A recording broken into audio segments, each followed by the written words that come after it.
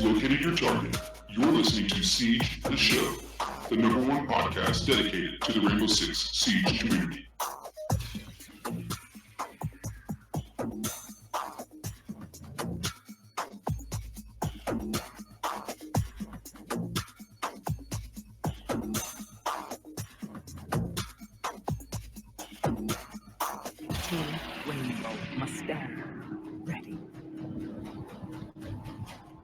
What up, and welcome to episode 34 of Siege the Show, the #1 podcast dedicated to the Rainbow Six Siege community. I'm your host, the less pro and console player of the show, Too Loud TX, and here with me today, my co-host, the man himself, once again, Mr. Remorce. Hello. What's going on, bro? Well, it appears that I left Pojo, or left the guest camera overlay at max size from when Fox was making faces last time. Oh. So, Pojo, congrats. You were just 90% of the screen. Perfect. That's the way I want it. Hey, that's the way we had to do something. How's the Twitch life going, man? I mean, you partnered, you got subs going down. Yep, I'm actually really happy with it. I'm really happy with it. It's been pretty great. In 2 days, How many subs? I'm already at 62 or 66, I want to say, in 3 days now. So Congratulations, man. That's awesome. It's nice. I'm very excited. Moving along. Well, our guest today, one of the stars of Flipside Tastic, Season 2 Pro League finalist, also known for his quick-witted YouTube video series, Pojoman's Digest, the one, the only, Pojoman. What's going on, buddy? Hello. Not a whole lot. Glad you're here. But yeah, a lot of practicing going on these days. Well, not as much as usual, but yeah. No. Yeah, you guys were not fortunate enough to go to the invitational though, right? So yeah, we were pretty close, but not quite enough. You got there. You were close. Any of you guys actually going just to hang out? I know I'm going. Zilchi's going. I'm pretty sure Zilchi's going.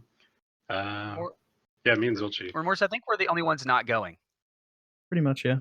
Yeah, you guys are the only ones not going. I basically begged Epi shamelessly. So Hey, I don't know. it's okay. Maybe someone will suddenly not have to do something, and that'd be great. Spectacular. So someone out Yeah, there I will would be suddenly get into a tragic anything. That'd be great. That'd That'd be great. Thanks. Yeah, I would be going, as I said before, but my passport expired when I got asked. Oh, That no. was sad.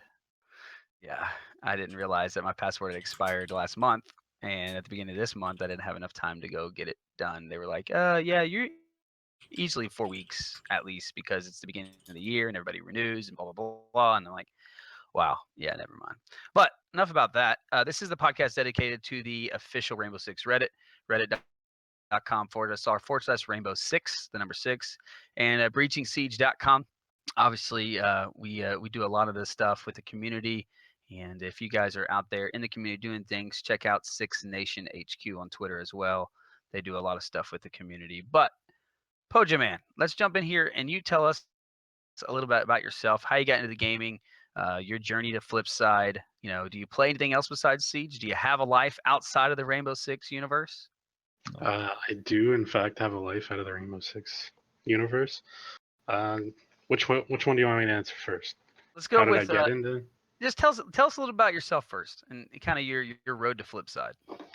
So, I started playing games when I was probably 6 or something. I think the first game I ever played was a flight sim for MS-DOS. My dad just got it working. It was really weird. But I kind of started playing games like GoldenEye, Donkey Kong 64, all that kind of stuff. So you'll see I use a lot of that music in my videos just because it's awesome. I like that. That's the good times of life, man. Yeah. All the good memories. In terms of competitive games and stuff, I kind of started off I played COD 4 quite a bit on Xbox. I actually played a lot of Xbox. I played Gears, kind of did MLG stuff for that, but not at a high level at all. Just kind of with friends. Then since there, just kind of went more towards PC. Like I've always been had PC games. I just kind of went back and forth. I'd always kind of do both. Yeah. I like Unreal Tournament. I love fast-paced stuff. You But get yeah, to try. that's. You get to try out the new Doom since you like Unreal so much. Oh yeah, Did you of play the course. new Doom by any chance? Yeah, the new Doom's amazing. It's awesome. Love it. I So loved every minute of it. how did you end up getting to Flipside, getting into the deep competitive scene of PC gaming? Like for Rainbow, like I really got started. I was just kind of playing casuals, just kind of stomping casuals every like 5 minutes, and just kind of got boring. And then I was just kind of looking. I went on like the Siege Reddit for like looking for teams, and I saw Mint made a post who I still play with, and I joined his team. Headhunters was the name of it. So of course we had HH, so everyone called us like horny housewives and stuff like that. So we eventually moved on All the from there. puns. That's good. Yeah, of course. we made our own team, Nemesis, and then like we had Crimson Death, who Remorce played with, Hot and Cold. Who else played on Nemesis? We had Hubble for a little bit, and then he started Slash Hug. whiffing shots. Slash was like a sub for most Bench. of it. He was Yeah, benched he was for on the like bench. 90% of the time. But he was like the best player. But we always just kept him on the bench because he could fill any role because he's amazing. Yeah, he is good. Yeah, Slash is like the best, especially running out with Valk. He's such a dick. So you join Flipside, and you guys start making things happen a little bit. Yeah, like we kind of just we were Gotham Gaming, which everyone called us Bottom Gaming because we were eighth place, and then we just kind of we felt like we were eighth place when we finished that season, but we joined like halfway through the season, so we're actually pretty really good. So we weird. kept the team together. I still don't understand how they like even let that happen. Okay, so I guess Troy, to fill you in, back in season 1, there was no rules. You could cheat if you wanted to. You could do whatever you want. Anything went in season 1. So at one point in time, they literally rotated the entire starting roster of one team with a new team. Wow. Gotham Gaming absorbed the entirety of Nemesis for the most part. I think it was like 3 or 4 players from Nemesis. And there was still Easy George, and then they had like Keensy or something on the roster. Right, yeah. We still had 3, but it was kind of like Keensy wasn't even playing. He was just kind of there. Right. Yeah, so that alone like prompted the rule the next season where you couldn't just like suddenly shuffle through an entire roster at once. Right. But yeah, they essentially, it was almost as if like a brand new team came to be on like week 5 of the season. So Yeah. like they we really also got much. kicked out by Clever's team too, so we got shafted by that. Like when on our match to like get into Pro League, we had to face them and we lost, of course. So that was fun. Right, but at least Mint got his spot in Pro League thanks to Clever. Yeah. That was the whole cheating scandal thing, right? In season 1. Yes. So all those people that are out there, it was a huge thing on Reddit. Actually, one of the first times we had Remorce on the show as a guest back then, before he pushed his way into becoming a host of the show. No, until I asked him to come host the show with me because everybody else left me. But yeah, I remember that big scandal in which everybody gathered their videos, and the guy was like, "No, I'm looking, but he was always glancing at another monitor, which is really odd." Yeah, right before he'd peak, and get a kill. I was like, all right. Yeah, that was always very entertaining. So then they put out that rule where he had to videotape himself while he was playing, like a video camera behind him while he was playing, and then he decided he was going to retire all of a sudden. So it was great. So anyways, so you guys join together, you get through season 1, place 8th, and then you come back season 2 just firing it up. Yeah, so actually we even didn't get there. We had to go through relegations because we were 8th place. And then we got kicked out by EGE, of course, which was a whole other matter. Yeah. I won't get into too much. that was a its good one. own that was its own thing too. And then Trinity Esports with Exclusive and George picked all of us up just before the season. Once again, I think Fid played the first match, and I wasn't there, so that's how we still managed to keep Oh, the that's 3 right. I member forgot rule about there. Fid. Yeah, so he was still on the Gold god roster for the himself. first match. Yeah. And then I came back for the rest of it, and we just barely squeezed our way through season 2 to make it to LAN. And then you guys ended up one of the finalists. Well, yeah, we were third technically. We almost beat Youngtis by like 1 round, but it was really close there. So what's been going on since then? I mean, you guys, what did you guys do in season 3 for everybody out there that didn't know?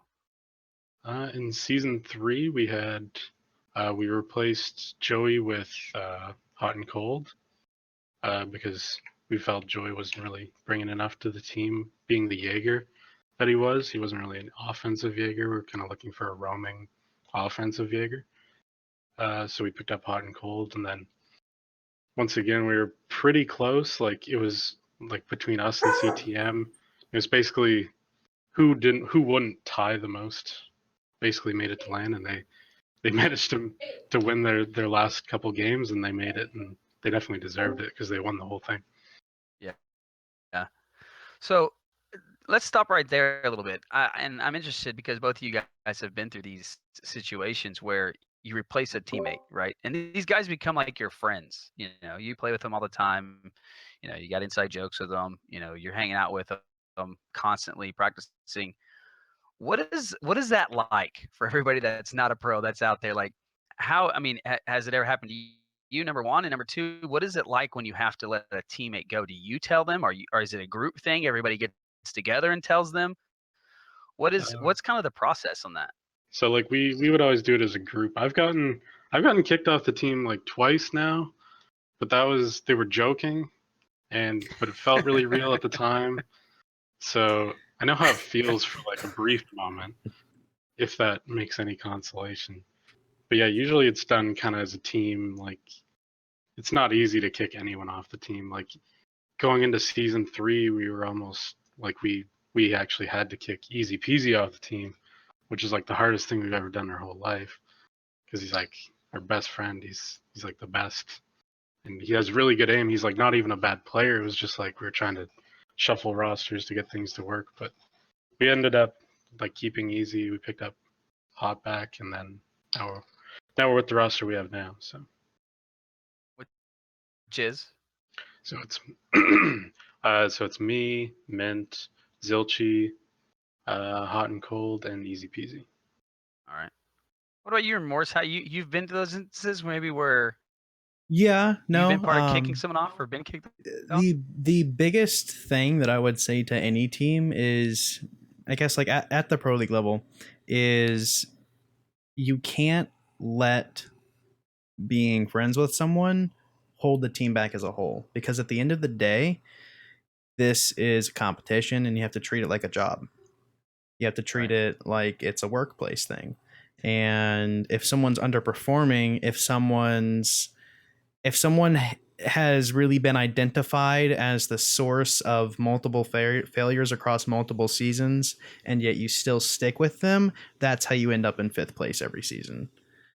You need to address things objectively and not let emotions get in the way of your decisions, because it makes you not be objective. It makes you falter, and it means that you're not making the best decision that you could be making when there are potentially other options out there. And it's not because we hate our friends. I mean, you become friends with people in your workplace.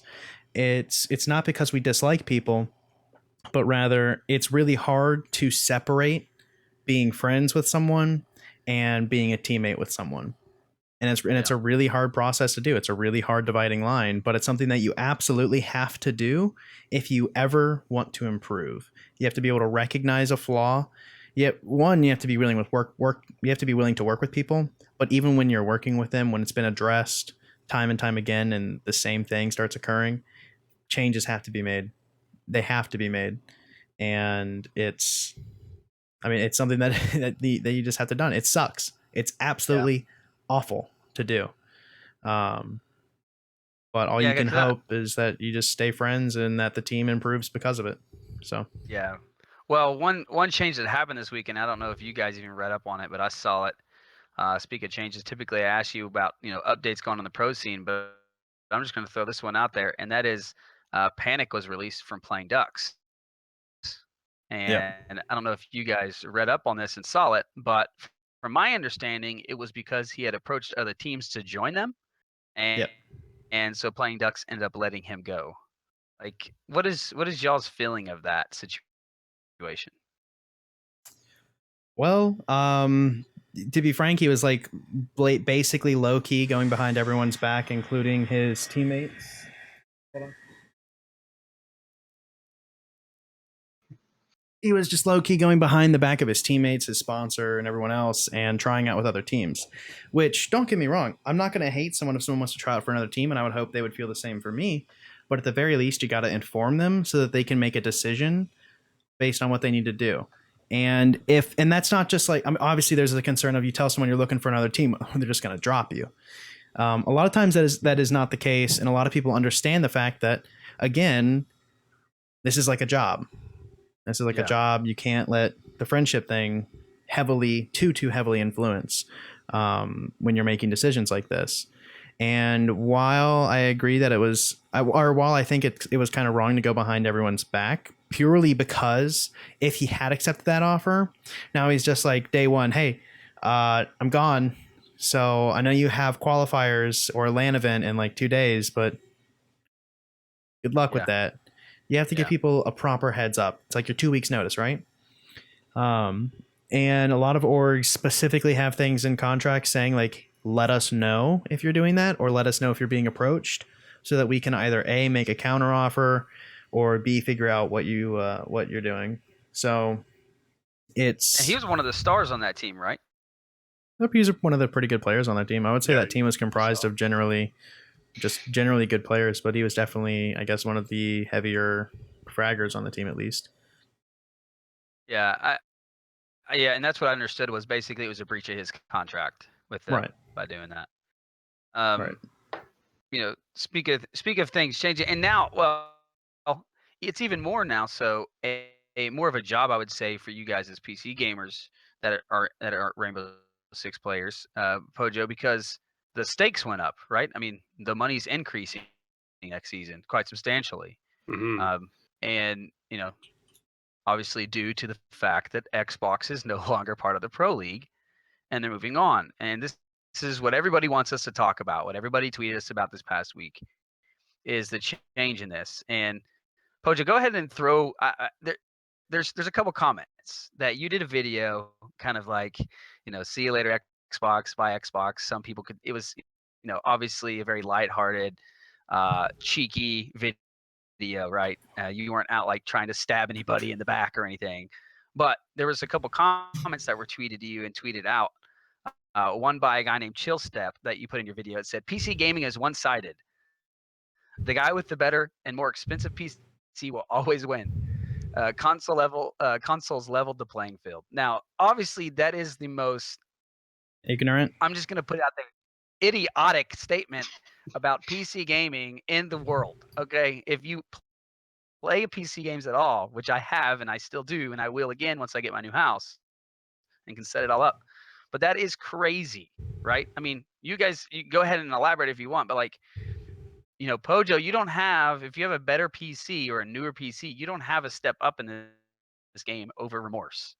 No, like if like as long as you have a decent graphics card that'll get you to at least like 120 frames per second, you have at least 120 frames per second monitor, like you'll play fine as long as you have a decent mouse. Like if you can control it, then like if you feel comfortable with it, that's all you need.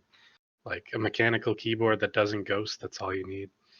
Like, and that's pretty much about it. Like fancy headphones aren't going to make a difference. Like I use earbuds, George uses earbuds. Like for Rainbow, the sound isn't like that critical that you need special noise canceling headphones. Like you need left and right, and they need to be good, and that's about it. So Yeah, I mean, like it's like any hobby you get into it. You need, if you want to compete at a high level, you got to buy some basic good stuff, right? And you're not saying, I mean, you don't have to go buy the best mouse in the whole world. You know, you don't have to go buy the best keyboard in the whole world. You don't even have to buy the best graphics card in the whole world. I mean, you can get like a GTX like 850 or whatever it is, like for a couple $100 now. Yeah, well, like you can just get like a 1060. That's like, I don't know, $200. Yeah, even the $200. That'll run it like 60s are so cheap now. Yeah, Yeah. there's actually a video that I specifically linked to that guy because I kind of railed on that guy for quite some time. Is that I ended up eventually just linking a $400 budget build computer, $400 that ran this game, and that guy had it on like medium high settings with like all the bloom and all of the tessellation effects on and the anti-aliasing and all that other crap, and had all those things on, and he was running the game at like 60 to 70 frames consistently. And most every pro runs the game on pretty much medium low settings, mostly low with the exception of maybe LOD, draw distance, and shadows. Yeah, and you have shadows. But that's it. I mean, that's really it. That's as long as you can run just that, then you're fine. So it's just a really ignorant thing, even more so because if you look at Xbox, right? I feel like you would be pretty rare to find a pro that's using the stock Xbox controller. I would wager most are using something like a Scuff or something of that nature. Or at least this. Oh yeah. Yeah, or the Elite Control Pro. Elite yeah. Or probably most people I see play on a smaller screen. I don't think it's really all that common that professional Xbox players actually play on a big ass TV. Most play on what is literally a computer monitor, and more often than not, the same damn ones that the PC players use.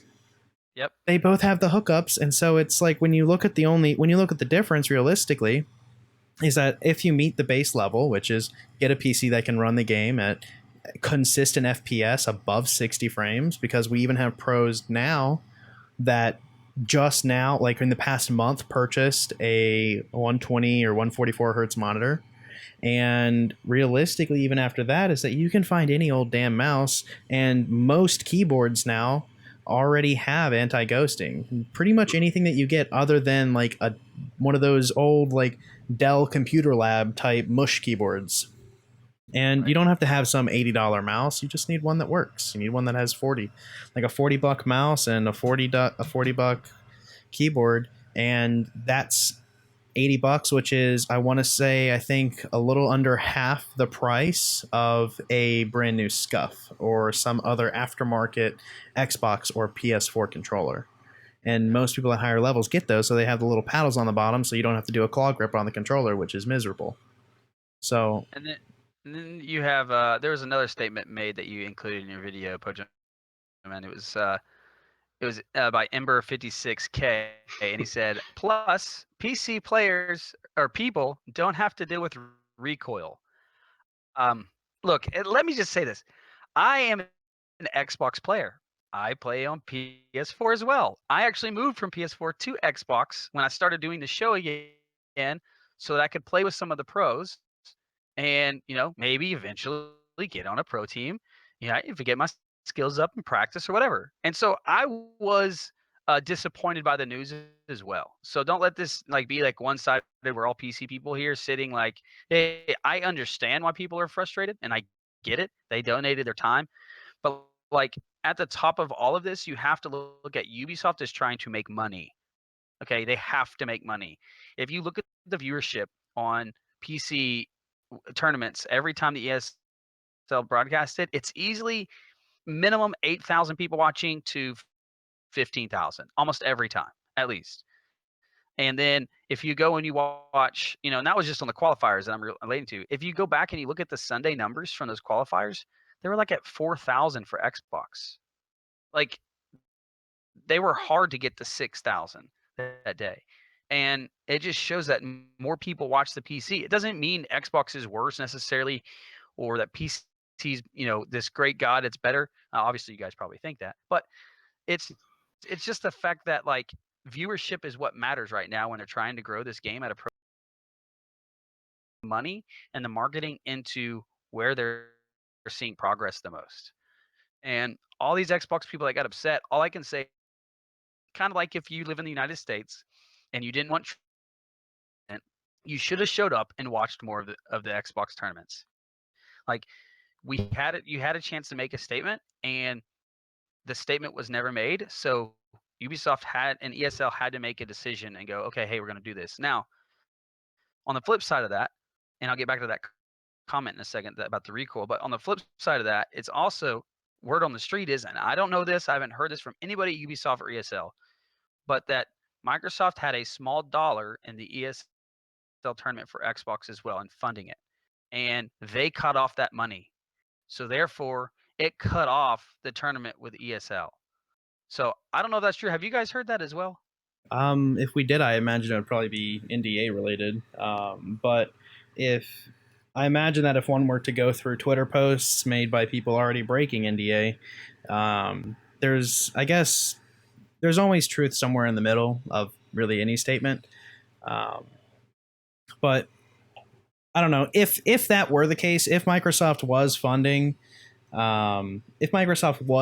these things, and they were the one providing the prize pool money to match what Ubisoft would put in, then, and if they were to pull that, then it would be a lot more clear and would make a whole hell of a lot more sense as to why they are no longer funding a pro league, because that would mean that Ubisoft would have to double their input. It means that they would have to run something in additional to what they previously weren't. And even more so, it means they would run something that didn't have as high numbers.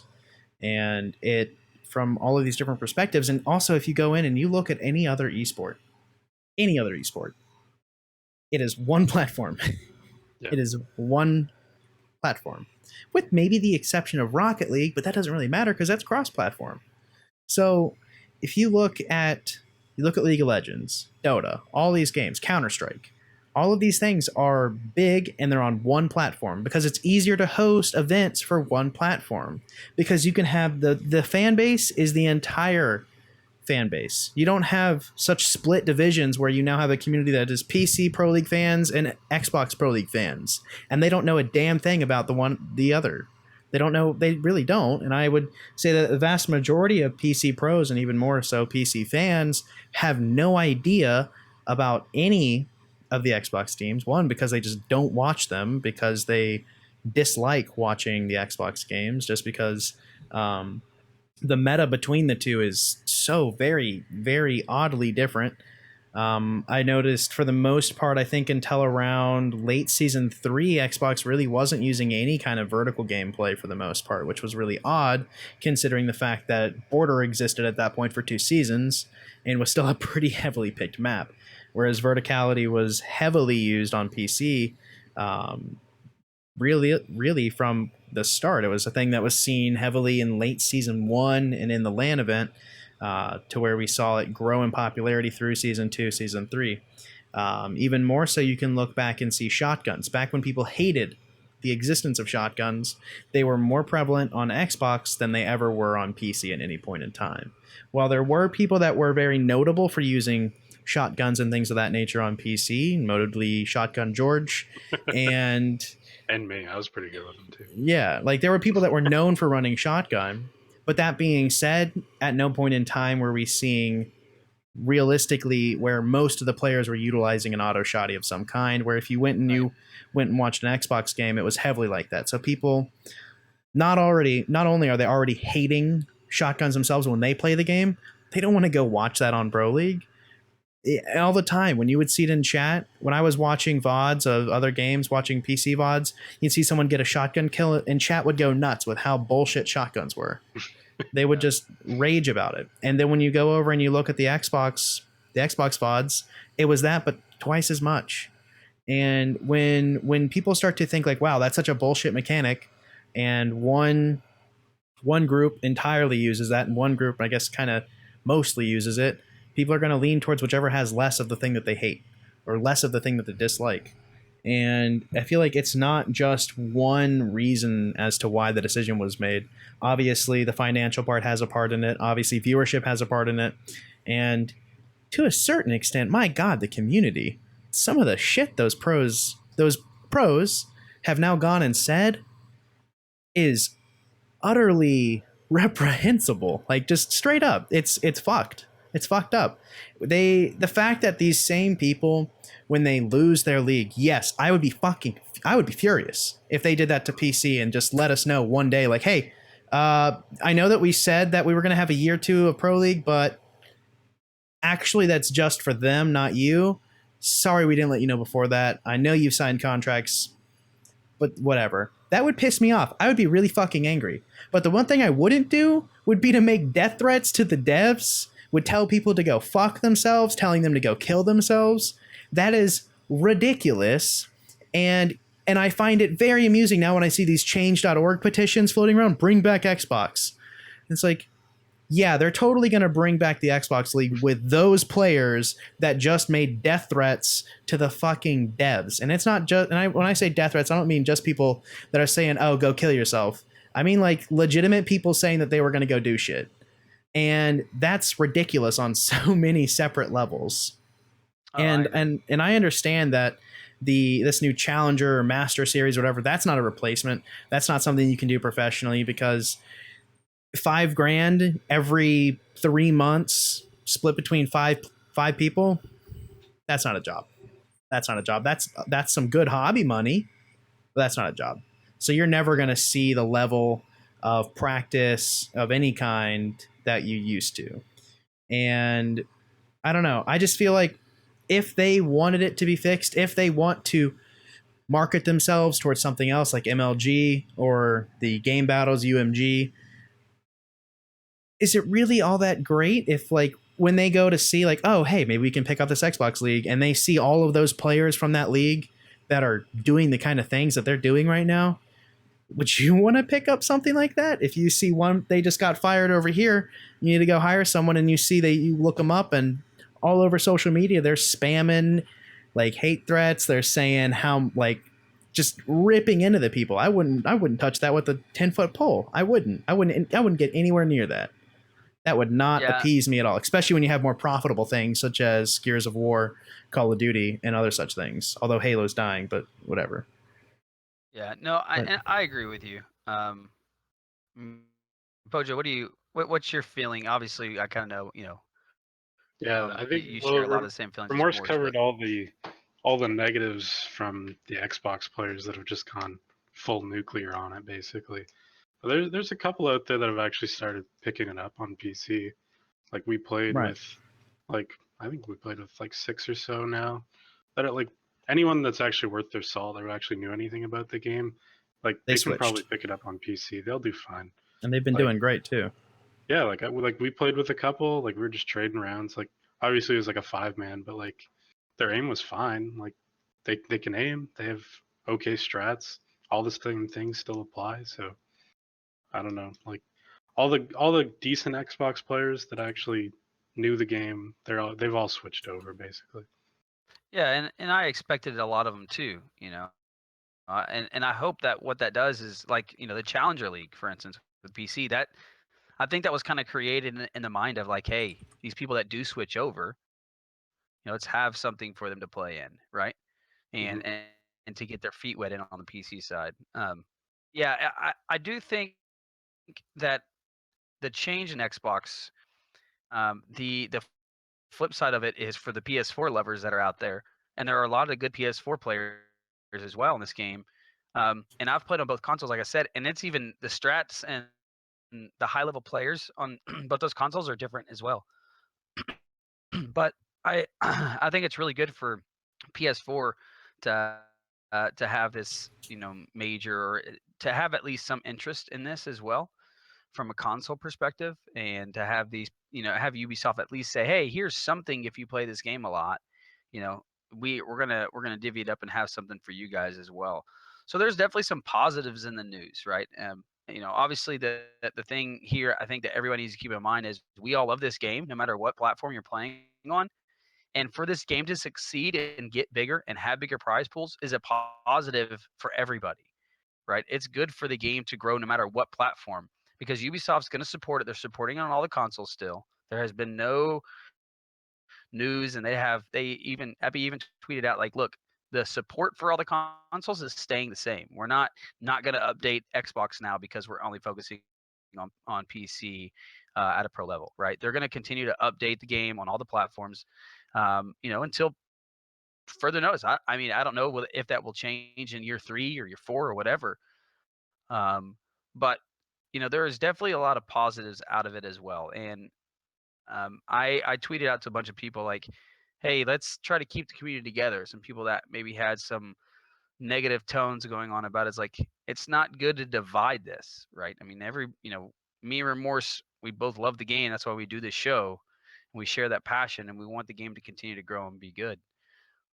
So, if you're out there getting crazy with it, just step back for a second. Number one, realize it's a video game, so don't threaten someone's life. And number two, enjoy the game as it is. And if you want to play something else professionally, or you really, that's your goal is to play a game professionally, maybe Rainbow Six and you're only gonna play on console, maybe Rainbow Six isn't the game for you to do that on.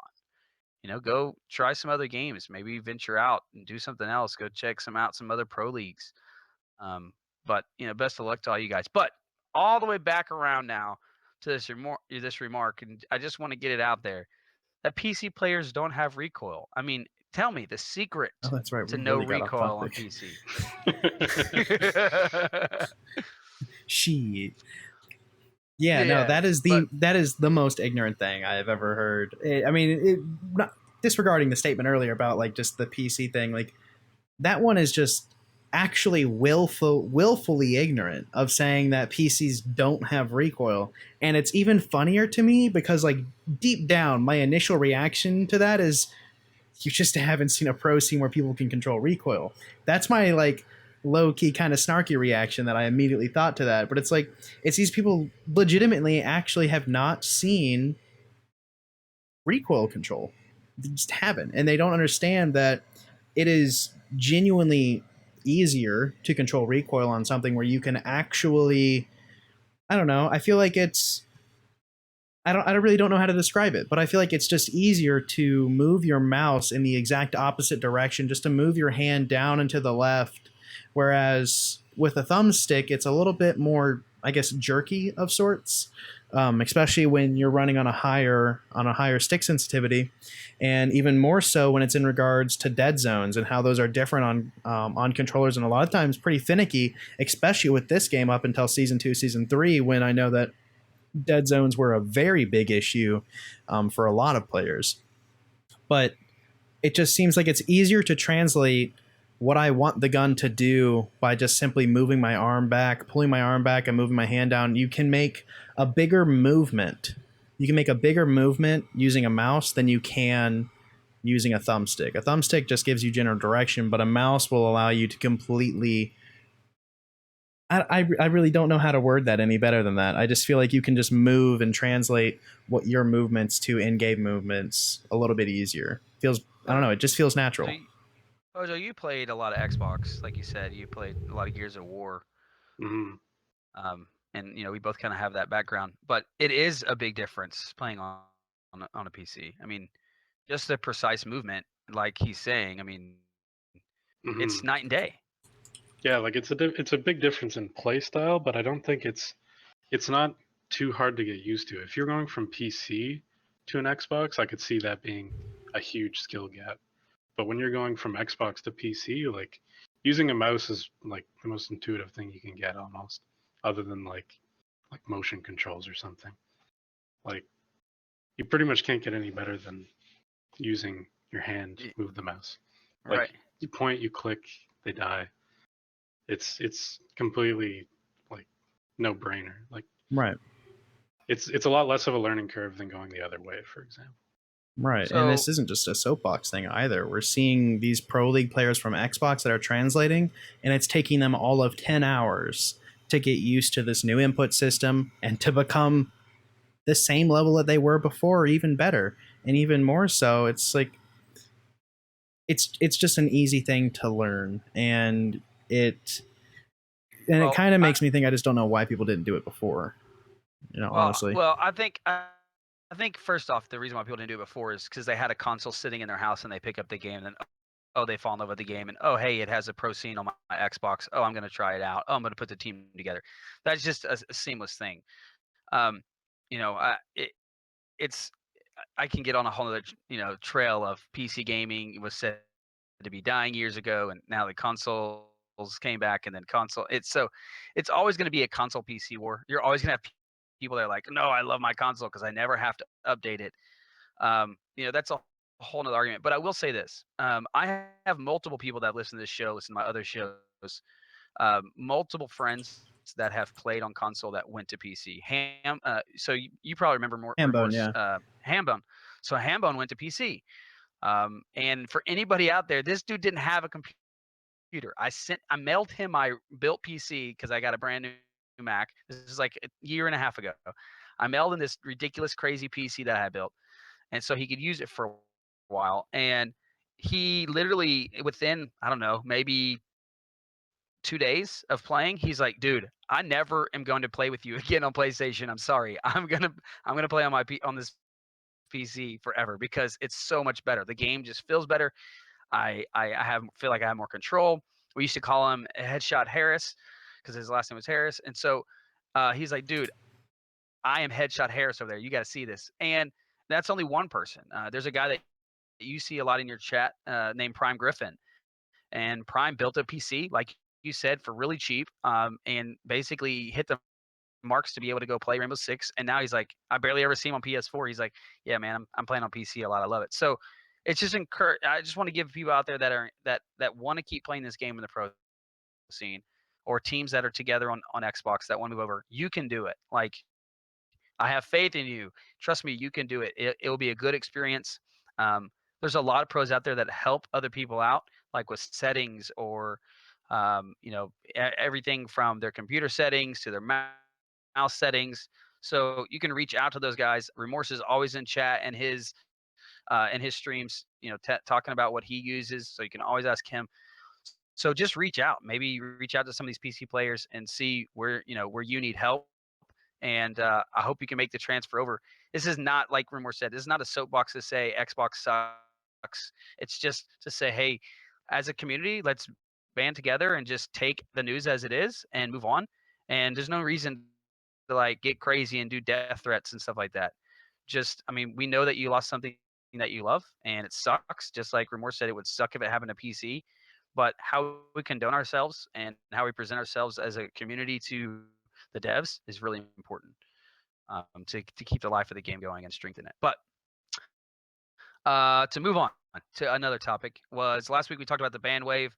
UB Justin made a statement why he was covering for Epi, why Epi was on vacation this week, which Justin felt like he did a fantastic job filling in for Epi on Justin Reddit. number one. But you did, Justin. You did a great job. But he said when players attempt to alter the game files in any way, they will receive a permanent ban. So guys, if you're trying to alter the files of the game, you will be banned. I just wanted to cover that.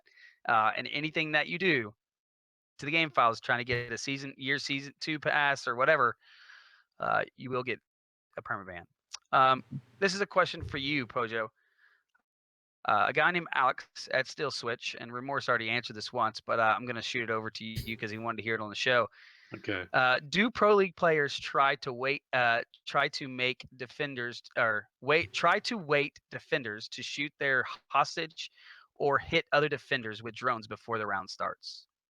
Do we try to do that? So if there's a hostage, I like put my drone under it and try to get someone to shoot it. Or do you just Yeah, of like course. jump it around in front of their face? Oh yeah, of course. Yeah. If you I'm send playing ranked, you send all 5 drones in and just have them go and just you jump just around their sit face. next to the hostage, or oh man, we've gotten so many just like team kills just from driving a drone next to someone that pump shotty them or something. Like, but you're talking about in ranked. What about like in the actual pro scene though? Like when you're actually playing a game, what do you do with your drone? Like, so we actually have an example. It.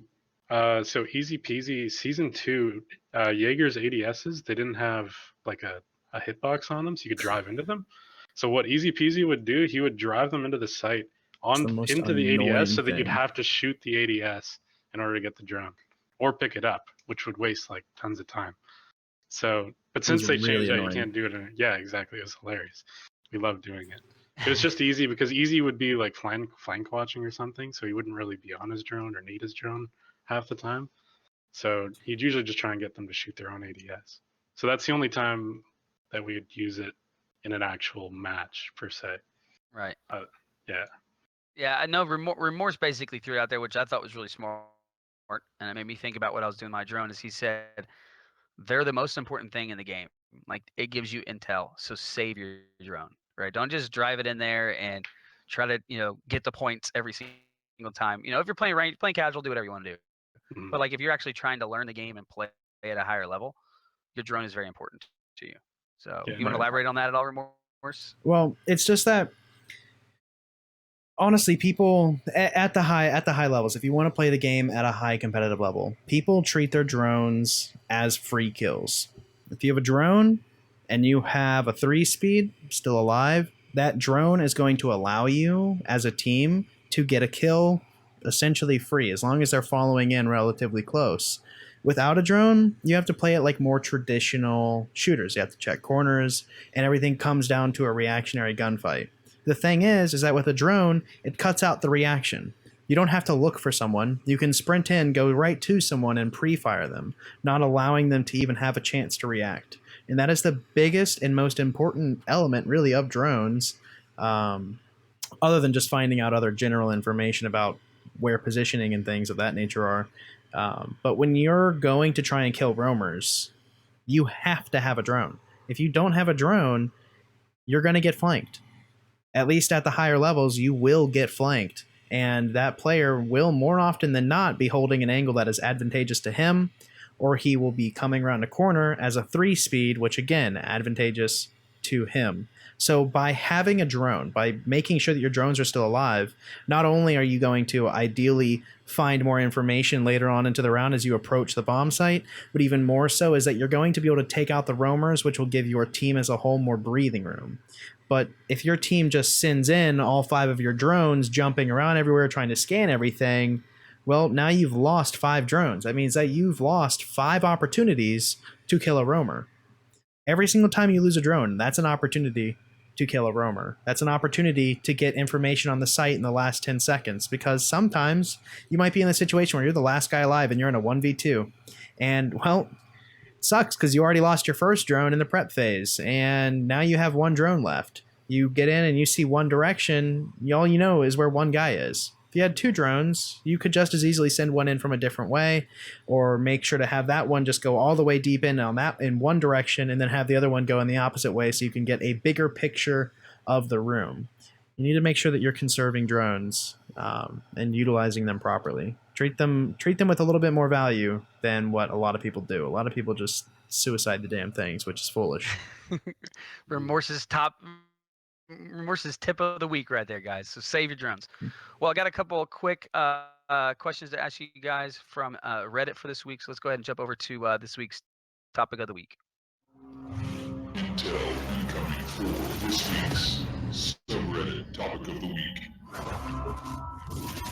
All right, so there was a post, and I've heard things, right? I talked to a lot of people, and I've heard that there's been some pros that have requested for terrorist hunt to be more of a warm up for the pros. They've, I guess you guys use that, and I'd like to talk about how you guys use that now, if you use it at all to warm up. But there was a post by Sevi, S-E-V-I, on Reddit, and he had an image of the shooting range concept and creating a shooting range. And Epi replied, definitely an interesting thought. Seems that it would take a lot of effort to implement. However, I'll check in on the feasibility. But I just want to get an idea from you guys. This might be a totally new concept for people that are listening or that are getting into the game or trying to get to the next level. What do you guys use terrorist hunt for now? And do you think a shooting range concept would be a good idea? What do you think, Pojo? So the shooting range, like if it's just a basic shooting range, that wouldn't really help us that much. If you were able to, the thing that would help us the most is just enemies that don't even shoot back, and then no barbed wire and no C4. So just scatter the map with enemies, and then you just headshot everything as fast as you can, basically. That'd be probably the best thing. And then to like instantly respawn would be really useful. The next best thing, like another really good thing, would be it was in that test. I think I saw that post, but it was in the testing thing where you could like just pick any operator, you could blow up any wall, and then like refill on ammo and gadgets and everything. So you could kind of just break the map and look at it so you can test things a lot better. That would be a lot more beneficial, I think. That would probably be the most beneficial thing for pros, just in terms of like learning the map, or even people like learning to just learn the game. Just learning the maps by breaking the whole map would be insanely useful, just so you can see angles. Like, So do you use Terrace Hunt right now at all? yeah, like if I'm about to do like a match, I'll just go into a Terrace Hunt classic with normal and just try to headshot everything. Yep. It's totally useless to be on anything higher than that. And Yeah. I mean, and this is something that we've talked about extensively with devs in the past. I remember even like months ago, I was talking about, I remember talking about it on stream months ago, about just taking Hereford base and just clipping off the shooting range section and then just have endlessly spawning terrorists that just walk back and forth in that area. Just walk back and forth so like you can practice snap firing and things of that nature where you'd have unlimited ammo. But apparently clipping that area, it would be easier said than done kind of thing, and something more realistic would rather be a modifier of sorts for T-Hunt, to where you could just go through a little checkboxes in the HUD settings, right? You could just be like, no barb, no suicide bombers, no C4, and then like maybe like not shooting back. And if I could just go into Hereford base and then sprint around endlessly, constantly practicing my aim, that would be amazing. Because right now, I do the same damn thing, but I get randomly blown up. I have to deal with rooms full of C4. I have to deal with things randomly spawning behind me, and they just spawn behind me, deal 50 damage, I kill them, and then 2 minutes later, the same thing, someone spawns behind, does 50 more damage, and then you die. And it's not something that you can really contest, and it's really annoying because the only reason that I'm doing it is so I can get warmed up, so I can get my hand warmed up, so that I'm relatively ready to go before a match, before I play ranked, before anything. And when it's just when in its current state, it's just kind of silly because I mean, realistically, it's a practice mode. I get that there are people that are out there that for some reason only play Terrorist Hunt. I would argue those people are few and far between, but oddly enough, that was still a very highly upvoted thing on the subreddit. Like yesterday, I remember reading it during the Go 4 Cup today. At this point, I'm convinced that people just upvote anything that's a complaint. Because this guy was complaining about how there wasn't like new Terrorist Hunt game modes and how the game should be going back to its roots, and how like that's how the old games are, and Terrorist Hunt should be the main game mode. That should be the primary game mode, and multiplayer should have just been like an add-on. Which I mean, I get that that's what the series used to be like, but that's not what this game is. If you really want just a single player mission type deal, there are other games for that. And just because it has the title Tom Clancy doesn't mean that it's going to be single player only, where you're going to take 5 minutes to do anything. Division's really good at that, going around and shooting people. It's a lot of fun. Yeah, I mean, it's just like it's Tom Clancy. If you want to play Tom Clancy, right? Yeah, people need to get away from this, I guess, concept of canon. I don't know if you like have heard that like phrase, but like where people just hate anything new, anything different from what has been traditionally done. Yeah. And it's really just short-sighted, in my opinion. Honestly, it's a good game mode, but that's not what makes this game great. Yeah, and it's not what's going to keep the game going. Yeah, it's if you want a game mode that's going to die, if you want a game that's going to be really fun for 20 hours and is going to die within a year, then sure, make a game that just has T-Hunt and has all kinds of different things. The guy was complaining that with each new update, there weren't different kinds of terrorists for them to shoot. They wanted like gangsters, Brazilian gangsters. They wanted like Yakuza. They wanted fucking like I didn't even know how to respond to that. They wanted like jihadists for the Dust Line map whenever they played Pojo, on you there. gotta It stop. was just You gotta stop putting that stuff on Reddit, man. You gotta Yeah. stop stirring the bucket. I know Yeah. that's you over there, I- just You're right. in your. I was Right. just That's my alt so account. confused that anyone Yeah. even like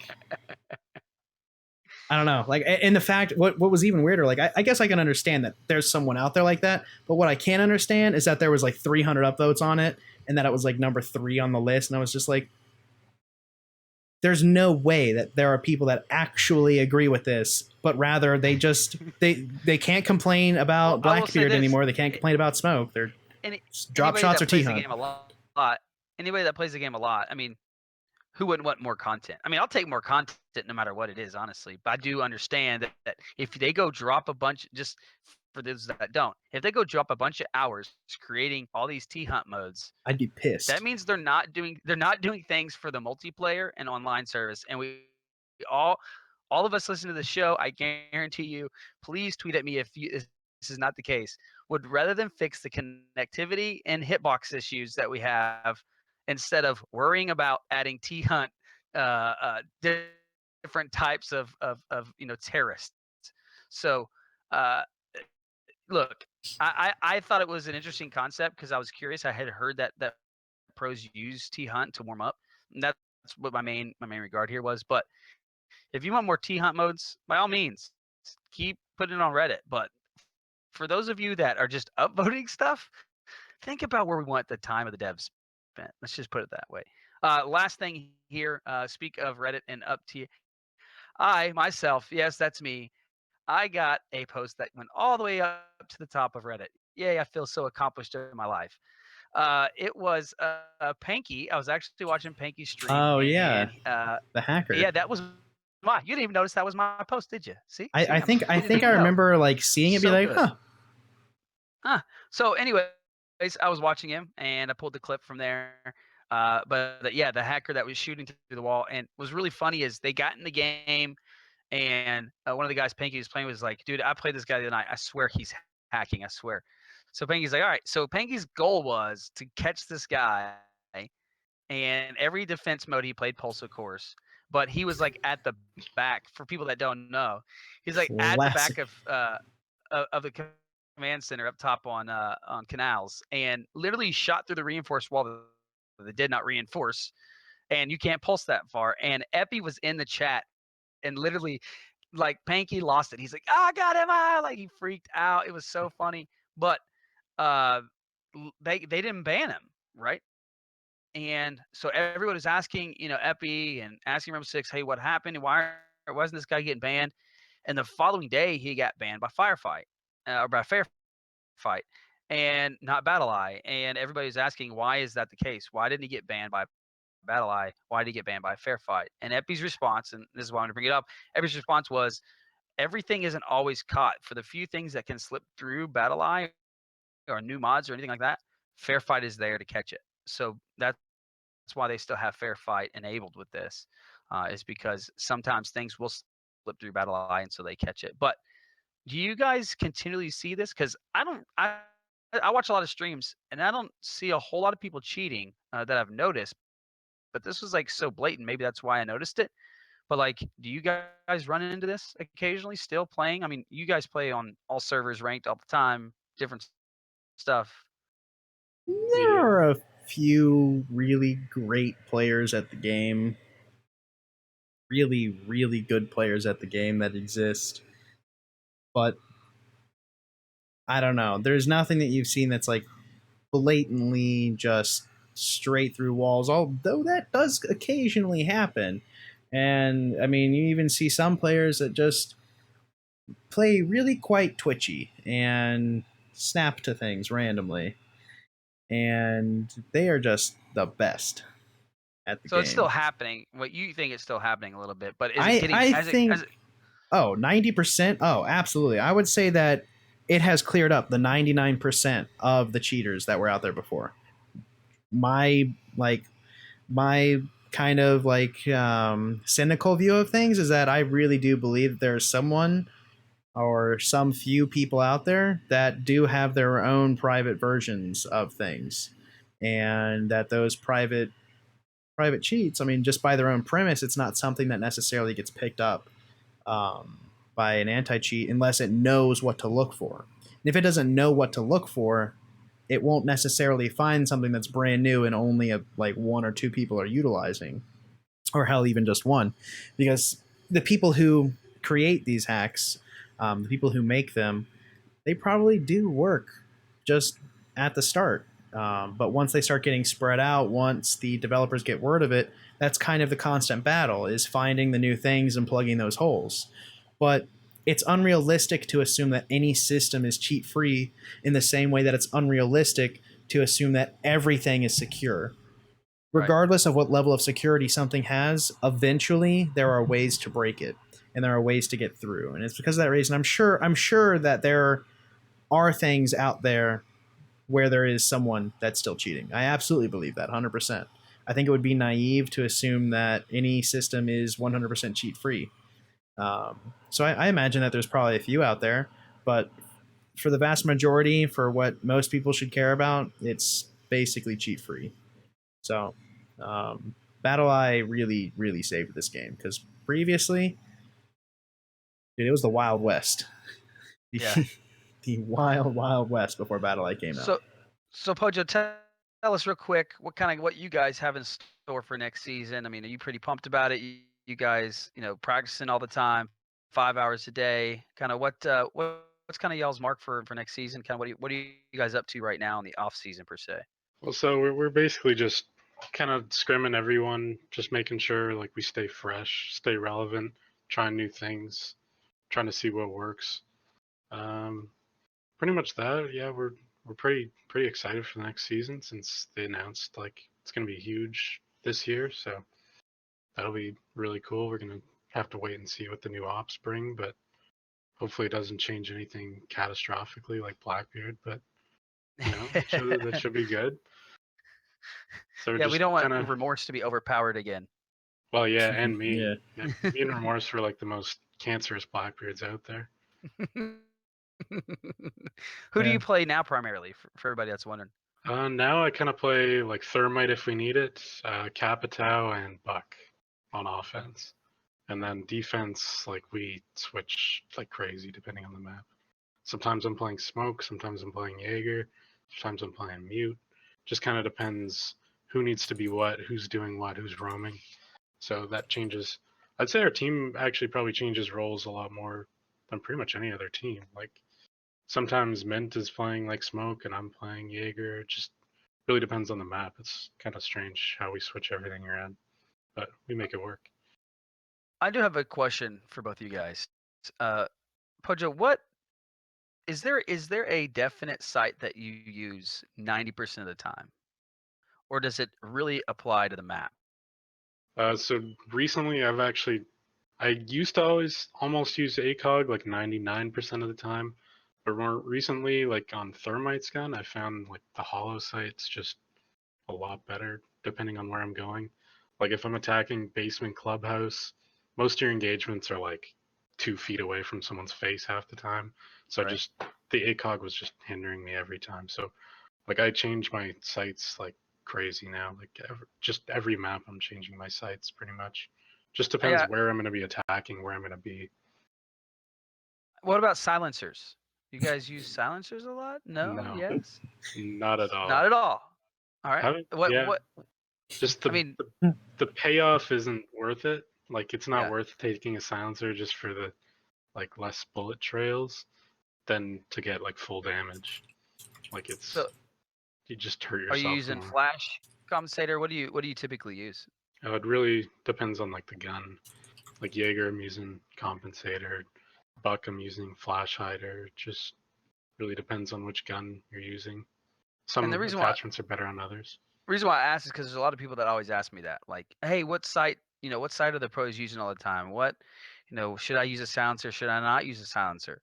And so that's why I wanted to get some feedback from you guys. I mean, is there any like middle ground? Like, hey, if you're leaning, try, just use this. This is kind of the middle ground. Or no, is that not an option anymore? So there's no middle ground. Everything is just so different. I mean, What do you feel? Okay, so if we're talking about the attachments, the extended barrel. Let's talk about the extended barrel. Extended barrel, useless. You use the extended barrel if you really want to troll or if you have no other option. If you're between a silencer and extended barrel, I guess take the extended barrel, because the only option where you're between those two, I think, is the C9 and a few other SMGs that don't have recoil anyway, so it doesn't really matter too much.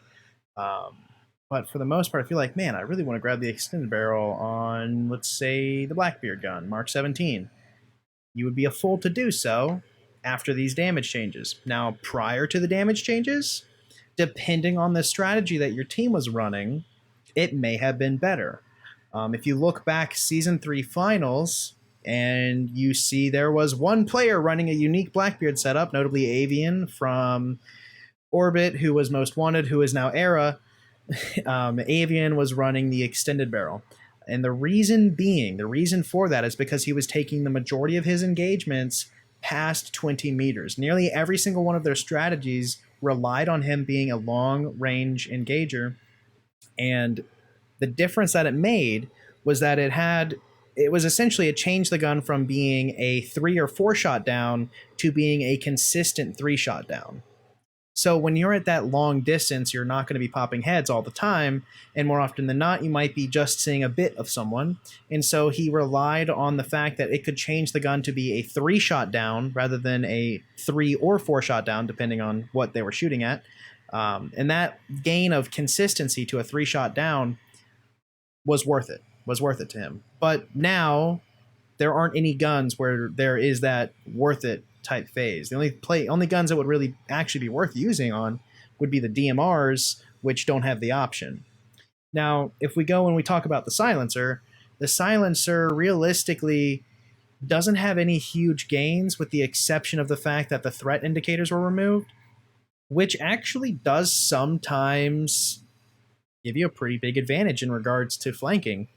You'd be pretty surprised how much we rely on the threat indicators when you get hit to immediately, almost instinctually indicate which direction we're coming from.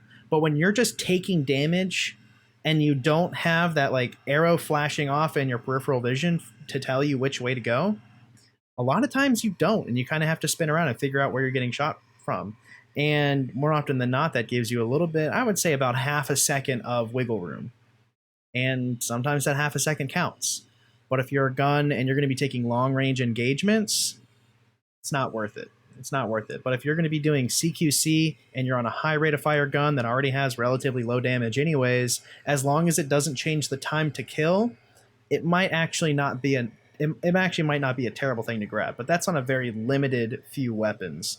And even on those, it's still a question of, do you want that, or do you want something that's going to allow you to control these high rate of fire, sometimes higher recoil SMGs.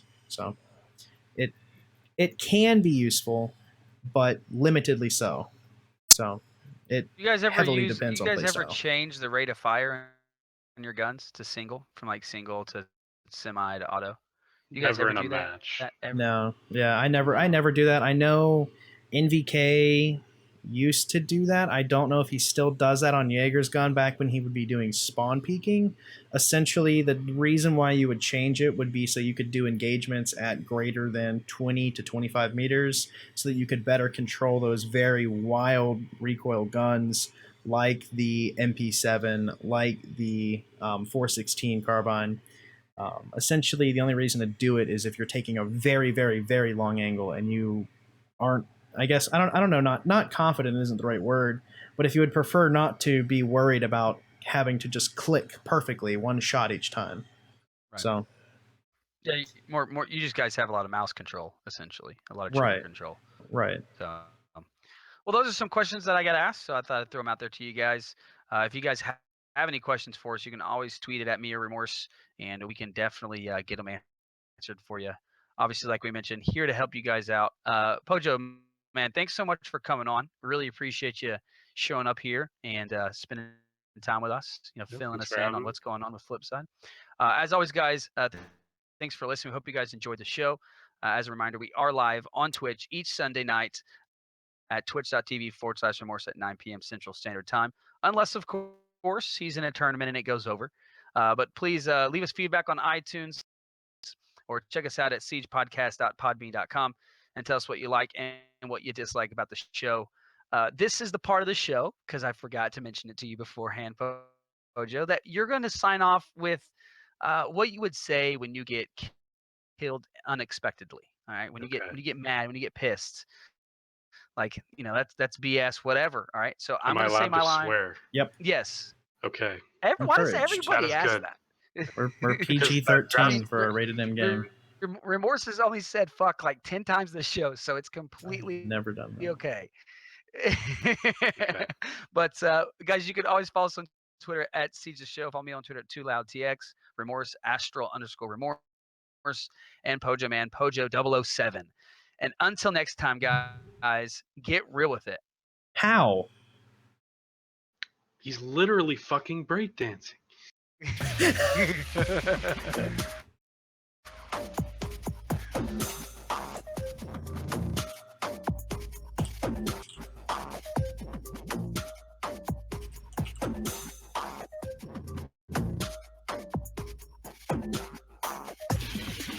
I gotta put Pojo in full view, 90% of the screen again. Yeah.